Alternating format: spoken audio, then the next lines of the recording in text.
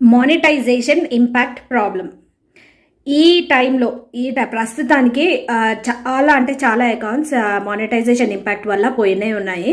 So అందరూ copy paste content లేకపోతే మనం ఏదైతే పోస్ట్ చేస్తామో దాన్నే లైక్ చేయడం వల్ల, దాన్నే ఊరికే చూడడం వల్ల ఇలాంటి ప్రాబ్లం అన్నది వస్తుంది, మానిటైజేషన్ ఇంపాక్ట్ ప్రాబ్లం.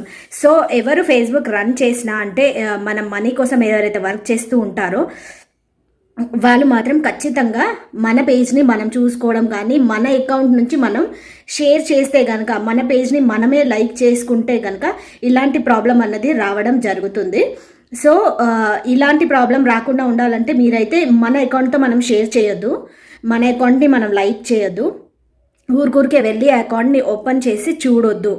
జస్ట్ మనం పోస్ట్ చేసినామా అయిపోయింది. కామెంట్స్కి రిప్లై ఇవ్వాల్సి అవసరం వస్తే మీరు ప్రొఫెషనల్ డాష్బోర్డ్లో మాత్రమే అక్కడ మీరు చూసుకుంటూ నోటిఫికేషన్స్ ఏవైతే వస్తాయో దానికి వెళ్ళి క్లిక్ చేసి జస్ట్ మనం రిప్లై ఇస్తే చాలు. ఓకే, రిప్లై ఇవ్వడంలో కూడా మన అకౌంట్కి బూస్టింగ్ అన్నది వస్తుందన్నమాట.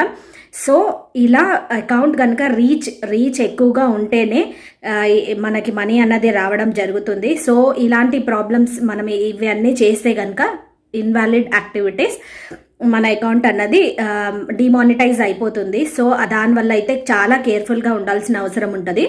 ఓకే, సో మీరు ఫేస్బుక్ని రన్ చేస్తున్నట్టయితే అంటే మానిటైజ్ చేసుకొని రన్ చేయాలి అనుకుంటే మాత్రం ఇవన్నీ అయితే ఖచ్చితంగా ఫాలో కావాలి. నార్మల్ అకౌంట్కి అయితే దెర్ ఇస్ నో ఇష్యూస్, అలాంటివి ఏమి ఉండవు.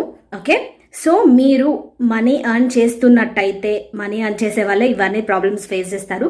ఓకే, సో ఎర్న్ చేస్తున్నట్టయితే ఇది మాత్రం గుర్తుపెట్టుకోండి.